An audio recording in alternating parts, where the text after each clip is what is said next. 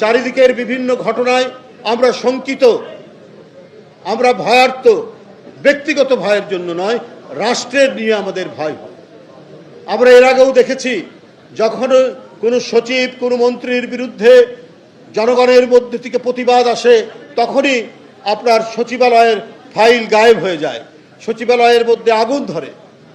গতকাল মধ্যরাতের যে আগুন, সে আমরা জানি না, আমি কোনো মুখরোচক কথা বলতে চাই না।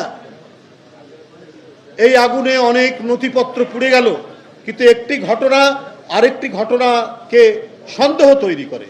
গতকালই আমরা সংবাদপত্রে দেখেছি যে একটি সরকার কয়েকটি গুরুত্বপূর্ণ নথি চেয়ে পাঠিয়েছে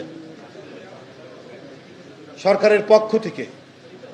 এই নথি চাওয়ার পরেই গতকাল গভীর রাতে এই আগুন, এটা জনমনে বিরাট প্রশ্ন দেখা দিয়েছে। তো বন্ধুরা আমার, আমি এই বিষয়ে একটাই বলতে চাই, একেবারে উচ্চ পর্যায়ে নিরপেক্ষ ব্যক্তিকে দিয়ে একটা তদন্ত হওয়া উচিত। কারণ গতকাল শেখ হাসিনার এবং তার দোসরদের কিছু নথি চাওয়ার পর সচিবালয়ের অনেক নথি পড়ে যাওয়া এবং ভয়াবহ অগ্নিকাণ্ড, এইটা মানুষ